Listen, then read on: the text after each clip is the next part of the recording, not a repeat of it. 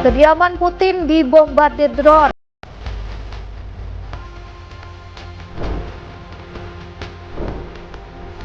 Dua kereta adu banteng, satu tewas.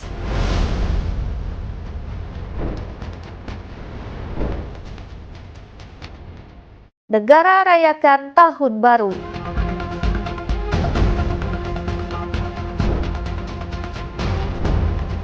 Halo pemirsa, selamat datang di Mata Dunia, program yang mengupas berita dan peristiwa global dari berbagai belahan dunia.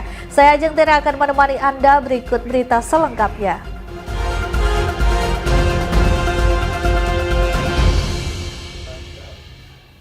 Kita awali dengan informasi yang pertama, pemirsa. Kediaman Presiden Rusia Vladimir Putin di barat laut Rusia dibombardir serangan drone skala besar. Menteri Luar Negeri Rusia Sergei Lavrov menuding serangan didalangi Ukraina.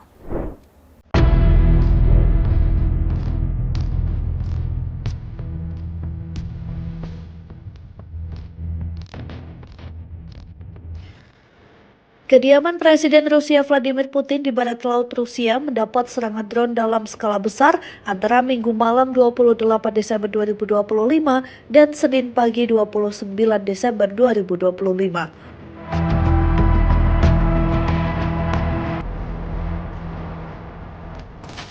Serangan drone diduga terjadi sehari setelah Zelensky bertemu Presiden Amerika Serikat Donald Trump di Florida sebagai bagian upaya negosiasi pengakhiran perang di Ukraina. Kementerian Pertahanan Rusia merilis video sebuah drone. Menurut Rusia, drone itu merupakan salah satu dari 91 drone Ukraina terlibat dalam serangan terhadap salah satu kediaman Putin. Kepala Pasukan Rudal Pertahanan Udara Angkatan Udara Rusia, Major Alexander Romanenkov, memperlihatkan peta serangan drone menargetkan kediaman Putin. Tidak ada korban luka atau kerusakan dalam insiden ini. Pertahanan Udara Rusia mengklaim sudah menghancurkan semua drone sebelum mencapai lokasi. Rusia melancarkan serangan balik. Serangan drone diarahkan di wilayah Odessa, Ukraina Selasa 30 Desember 2025. Serangan menghancurkan bangunan tempat tinggal dan infrastruktur serta melukai 4 orang, termasuk 3 anak, menurut otoritas regional pada Rabu 31 Desember 2025. Dilaporkan Kiev Post, Presiden Ukraina Volodymyr Zelensky menolak klaim serangan pesawat tak berawak tersebut. Zelensky menyebut sebagai sebuah rekayasa dari Rusia.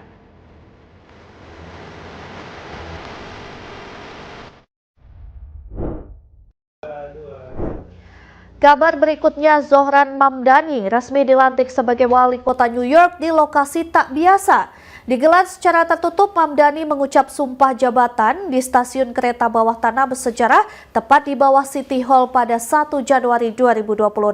Mamdani menyebut stasiun dibuka pada 1904 itu sebagai sumber inspirasi, tempat di mana sejarah dan masa depan kota bertemu mengawali era baru pemerintahan New York. Good evening, everyone, and Happy New Year to all of you. And I can't think of a better way to usher in 2026 than to be amongst family and friends and to inaugurate the man. Di saat ratusan ribu warga memadati Times Square menyambut tahun baru, Zohran Mamdani memilih jalan berbeda. Mamdani justru mengucapkan sumpah jabatan pada 1 Januari 2026 di stasiun City Hall lama.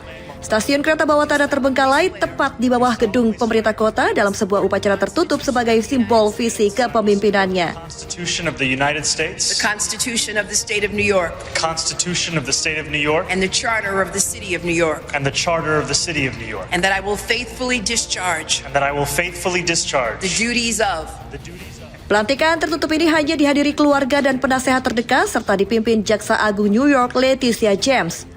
Mamdani menyebut stasiun yang dibuka pada 1904 itu sebagai sumber inspirasi, tempat di mana sejarah dan masa depan kota bertemu untuk mengawali era baru pemerintahan New York. Thank you so much for everyone for being here. Happy New Year to New Yorkers, both inside this tunnel and above. And I cannot wait to see everyone tomorrow as we begin our term. This is truly the honor and the privilege of a lifetime. And after just having taken my oath to become the mayor of the city of New York, I do so also here in the old City Hall subway station, a testament to the importance of public transit, to the vitality, the health, and the legacy of our city. Sekitar 13 jam setelah pelantikan tertutup, Mamdani akan menggelar pelantikan seremonial terbuka di luar gedung City Hall. Acara ini juga mencerminkan kedekatannya dengan kelas pekerja. Senator Bernie Sanders dari Vermont memimpin pengambilan sumpah tersebut dengan sebagian Broadway ditutup untuk menampung hingga perkiraan 40.000 orang hadir. Pemilihan lokasi pelantikan dinilai sejalan dengan agenda politik Mamdani sebagai sosialis demokrat. Fokusnya pada keterjangkauan hidup, mulai dari penitipan anak, bus umum gratis dan cepat, hingga pembekuan sewa untuk 1 juta apartemen yang mendapat sambutan luas dari publik dan dukungan tokoh seperti Leticia James. Stasiun City Hall sendiri merupakan ikon sejarah subway New York yang ditutup pada 1945 karena desain peron melengkung yang tak lagi aman. Dirancang arsitek Rafael Guastavino Moreno dan dibangun dengan biaya setara 1,2 miliar dolar saat ini, stasiun ini menjadi saksi perjalanan New York menuju kota kelas dunia dan kini menjadi titik awal kepemimpinan baru.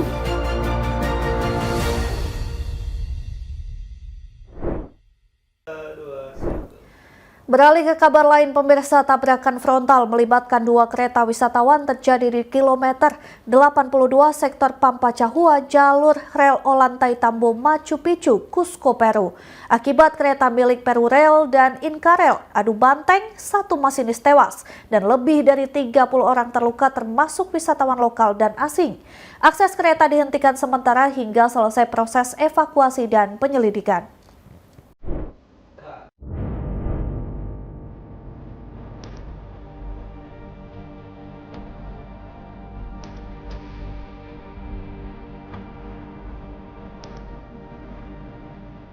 Dua kereta api adu banteng di kilometer 82 sektor Pampachahua, jalur rel Ollantay Tambo Machu Picchu, Cusco, Peru, Selasa 30 Desember 2025. Tabrakan terjadi saat 2 kereta beroperasi di satu rel tunggal menuju Park Arkeologi Nasional Machu Picchu, dekat Ollantay Tambo, Provinsi Urubamba, Region Cusco.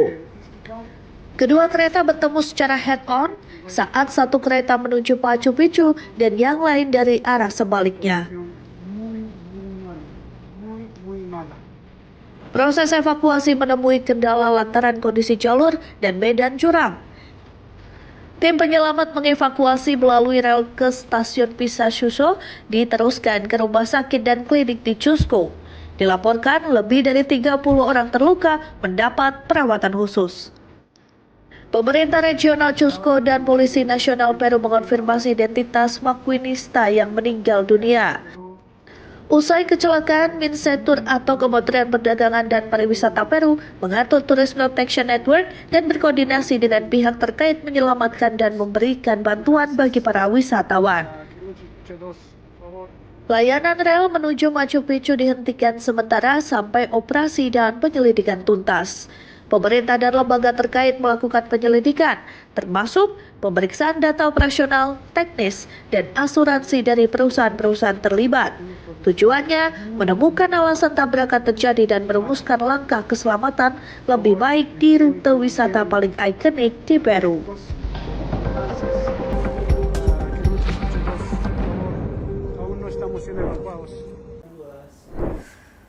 Pemirsa, puting beliung dahsyat menerjang pesisir Puerto de Mazaron di wilayah Murcia, Spanyol bagian selatan. Insiden ini menewaskan 1 korban jiwa dan menyebabkan kerusakan infrastruktur cukup parah saat peringatan cuaca buruk ditetapkan di wilayah tersebut. Puting beliung besar atau waterspout bergerak cepat dari arah laut menuju daratan di Puerto de Mazaron, Spanyol bagian selatan terekam kamera warga. Angin kencang mengangkat berbagai material dan puing-puing ke udara. Cuaca ekstrim ini terjadi secara tiba-tiba menyusul hujan deras mengguyur provinsi-provinsi di bagian selatan dan timur Spanyol dalam beberapa hari terakhir pada Minggu 28 Desember 2025. Akibat terjangan angin puyuh ini dilaporkan sangat fatal. Otoritas setempat mengonfirmasi 1 orang warga meninggal dunia, 2 orang dinyatakan hilang. Tim penyelamat bekerja ekstra keras di bawah guyuran hujan menyisir area terdampak paling parah guna memastikan tidak ada korban lain terjebak di bawah reruntuhan bangunan atau pepohonan tumbang. Kerusakan infrastruktur terjadi di sepanjang garis pantai Murcia.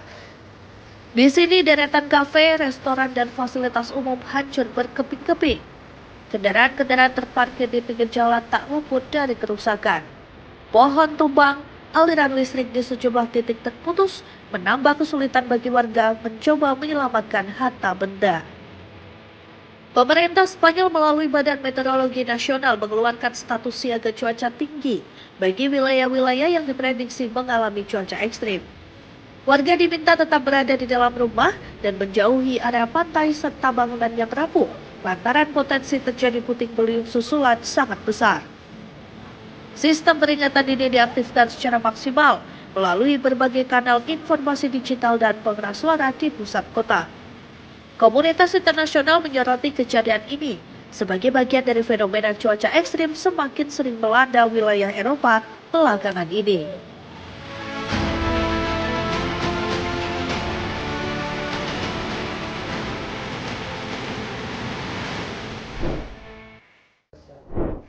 Pemirsa, kami akan kembali usai jeda dengan informasi menarik lainnya. Tetap saksikan Mata Dunia.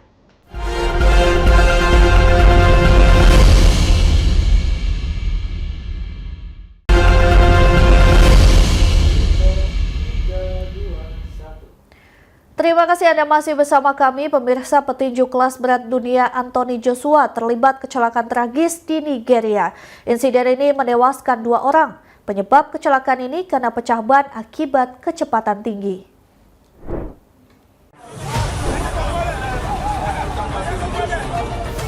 Petinju kelas berat dunia Anthony Joshua alami kecelakaan maut di jalan raya utama Jalan Tol Lagos Ibadan Senin 29 Desember 2025.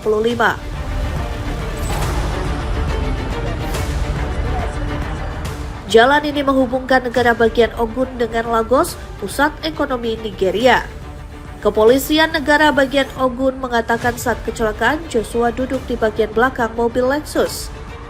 Kecelakaan disebabkan karena pecah ban dalam kecepatan tinggi sehingga kehilangan kendali.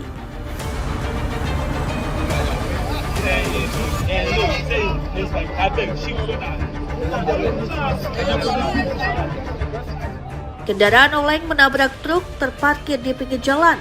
Demikian disampaikan Komisaris Polisi Negara Bagian Ogun Landre Ogunlowo dikutip ESPN. Juru bicara Korps Keselamatan Jalan Raya Federal Negara Bagian Ogun Olusegun Ogun Bemide mengungkapkan hasil penyelidikan awal mengarah pada faktor kecepatan. Ogun Bemide mengungkapkan kendaraan melaju melebihi batas kecepatan ditetapkan, lalu kehilangan kendali saat melakukan manuver menyalip dan menabrak truk yang sedang berhenti berada di pinggir jalan. Kecelakaan menewaskan 2 orang di lokasi kejadian. Joshua selamat dan dibawa ke rumah sakit.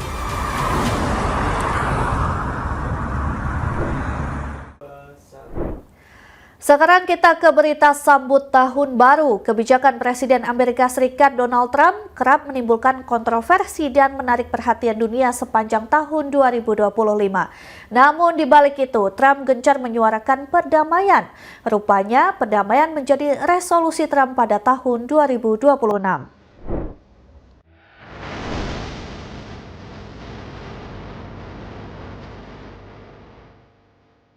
Sejak dilantik kembali menjadi Presiden Amerika Serikat pada 20 Januari 2025, Donald Trump mengeluarkan berbagai kebijakan kontroversial, memicu gejolak di dalam negeri maupun ketegangan global.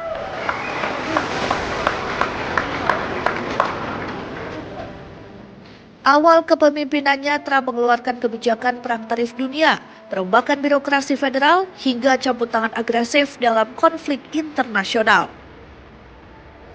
Trump memperluas penggunaan kekuatan federal merespons isu keamanan dan imigrasi dengan mengerahkan Garda Nasional ke Los Angeles meredam protes anti-ICE atau Badan Imigrasi dan Bea Cukai tanpa persetujuan pemerintah negara bagian. Oh, I know who it is. He's got limited. Vanessa, you don't want to know about some of these guys. Di sisi lain, operasi agresif ICE menuai sorotan tajam usai laporan mengungkap warga negara Amerika ditahan dalam penggerebekan imigrasi. Di tingkat global, sepanjang tahun 2025, Trump aktif terlibat upaya perdamaian, terutama memediasi konflik Ukraina dan Rusia, serta menyaksikan kesepakatan damai Thailand dan Kamboja saat KTT ASEAN di Malaysia. Lantas, apa resolusi Donald Trump pada tahun 2026? Dikutip dari Fox News Kamis 1 Januari 2026, Trump memiliki resolusi atau pencapaian yang akan dicapai pada tahun 2026. Yes, be shorter. You can come in if you like.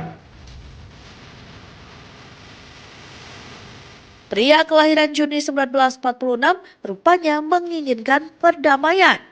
Trump ingin damai di bumi pada tahun 2026.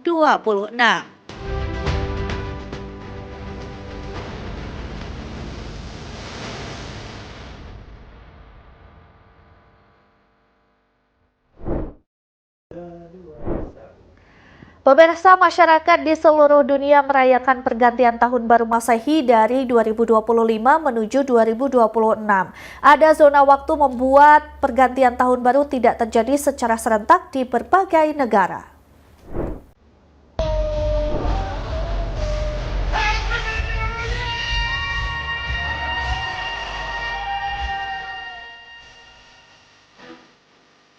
Masyarakat di berbagai belahan dunia merayakan pergantian tahun baru Masehi pada 2025 menuju 2026. Pergantian tidak dilakukan secara bersamaan. Menurut kalender, tahun baru dimulai saat waktu menunjukkan pukul 00 pada 1 Januari. Ada rotasi bumi membagi wilayah global ke dalam berbagai zona waktu membuat pergantian tahun baru tidak terjadi secara serentak di berbagai negara. Perbedaan zona waktu membuat perayaan tahun baru terjadi secara bergiliran dari satu wilayah ke wilayah lain, menciptakan rangkaian perayaan berlangsung secara berurutan. Menurut Hindustan Times, Pulau Kiribati di Kiribati merupakan tempat pertama di dunia yang menyambut tahun baru. Posisinya di sebelah barat garis tanggal internasional menjadi alasan mengapa merayakan segala sesuatu lebih dulu dibanding tempat lain. Pulau Kiribati merupakan pulau terpencil di Pasifik yang dikenal sebagai Pulau Christmas. Pulau ini sering menjadi simbol hitung mundur paling awal di dunia. Setelah Pulau Kiribati, selanjutnya Selandia Baru, tepatnya Kepulauan Chatham menyambut tahun baru. Australia kemudian menyusul beberapa jam kemudian. Setelah Australia, tahun baru kemudian di Asia Timur, yakni Jepang dan Korea Selatan. Setelah itu Hong Kong, Singapura, dan Indonesia. Indonesia memiliki 3 zona waktu, yakni waktu Indonesia Barat, Tengah, dan Timur. Perayaan Tahun Baru di Indonesia bertahap dari Barat ke Timur. Setelah perayaan di kawasan Asia Timur dan Asia Tenggara, kemudian Asia Selatan. Dari India, pergantian tahun bergerak ke Asia Barat hingga Eropa. Selanjutnya, kawasan Amerika menyambut Tahun Baru. Wilayah terakhir merayakan Tahun Baru yakni American Samoa serta Pulau Baker dan Pulau Howland. Waktu tengah malam di wilayah ini terjadi hampir 1 hari penuh setelah Kiribati, menandai berakhir gelombang perayaan Tahun Baru di seluruh dunia.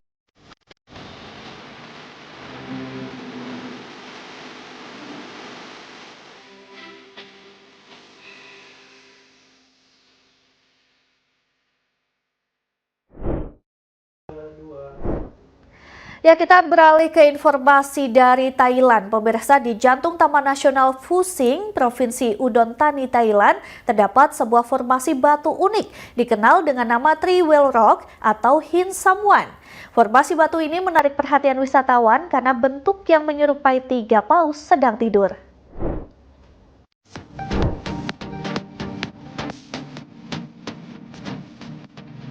Di Thailand, tepatnya di Provinsi Udon Thani, di jantung Taman Nasional Phusing, terdapat batu yang dikenal dengan nama Three Whale Rock atau Hin Sam Wan.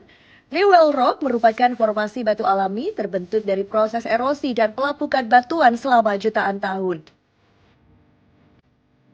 Proses alam membentuk kontur batu yang unik dan menyerupai hewan laut raksasa. Menurut para geolog, kawasan ini menjadi bukti nyata perubahan geologi yang terjadi secara alami dari waktu ke waktu. Bentuk batu langka ini menjadikannya objek studi ilmiah sekaligus daya tarik wisata edukatif. Dari puncak Triwell Rock, pengunjung bisa menikmati panorama lembah hijau dan hutan membentang luas. Kawasan ini menjadi salah satu destinasi wisata alam unggulan di Thailand. Ya, informasi berita lainnya akan kami sajikan usai jeda berikut ini. Tetaplah bersama kami.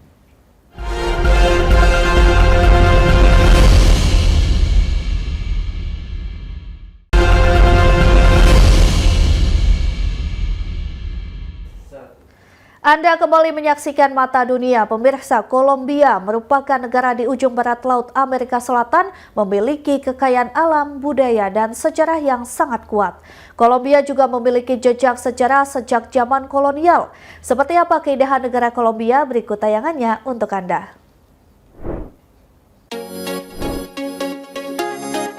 Bogota merupakan jantung Kolombia. Terletak di dataran tinggi Pegunungan Andes, kota ini menjadi pusat pemerintahan, pendidikan, dan budaya nasional. Masyarakat Bogota dikenal sebagai komunitas multikultural, hasil pertemuan berbagai etnis dari seluruh wilayah Kolombia. Kehidupan sosial warga Bogota sangat dinamis, mulai dari aktivitas seni, festival budaya, hingga diskusi publik di ruang terbuka. Seperti kota besar lain, Bogota juga menghadapi tantangan sosial seperti kepadatan penduduk dan kesenjangan ekonomi. Di wilayah Antioquia terdapat Guatapé, sebuah kota kecil terkenal di dunia karena rumah-rumah pastel berwarna cerah. Dinding rumah di Guatapé dihiasi zócalos, relief bergambar yang menceritakan kehidupan masyarakat, alam, dan sejarah lokal. Tak jauh dari kota ini berdiri El Peñón de Guatapé atau The Rock of Guatapé, sebuah batu granit raksasa setinggi lebih dari 200 meter. Guatapé menjadi simbol bagaimana alam dan seni hidup berdampingan secara harmonis. Di pesisir Karibia, Cartagena menyimpan kisah sejarah kolonial Kolombia. Kota tua ini dikenal dengan gereja-gereja bersejarah dan benteng pertahanan megah. Salah satunya adalah Katedral Santa Catalina dari Alexandria, gereja abad ke-16 yang hingga kini menjadi pusat spiritual dan ikon arsitektur kota. Tak jauh dari sini berdiri Castillo San Felipe de Barajas, benteng terbesar peninggalan Spanyol di Amerika Latin. Benteng ini dibangun untuk melindungi Cartagena dari serangan laut dan menjadi saksi perjuangan panjang kota pelabuhan ini. Dari Bogota yang dinamis, Guatapé penuh warna, hingga Cartagena yang syarat sejarah, Kolombia menawarkan cerita tentang manusia, budaya, dan perjalanan waktu. Sebuah negeri di Amerika Latin yang bukan hanya indah untuk dilihat, tetapi juga kaya untuk dipahami.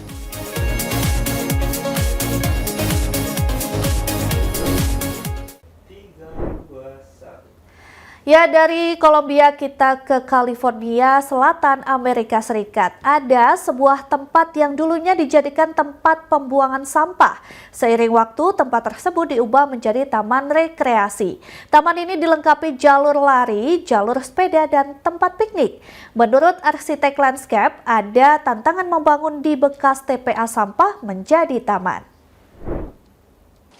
Tempat pembuangan akhir sampah Puente Hills di California pernah menjadi salah satu yang terbesar di Amerika dan mengumpulkan lebih dari 150 juta ton sampah dari Los Angeles County selama 56 tahun. Supervisor Los Angeles County, Hilda Solis, dibesarkan di wilayah ini. Menurutnya, TPA ini menjadi gangguan bagi komunitas yang mayoritas Hispanik ini. My father would drive us past here, and even on the Pomona Freeway, which is adjacent. What this was, we weren't clear, but it smelled. There was this very toxic, kind of noxious odor that would emanate from this place, and we'd ask my dad, "What is that, Dad?" He goes, "Oh, that's the basura. The basura is trash." TPA sampah itu ditutup tahun 2013.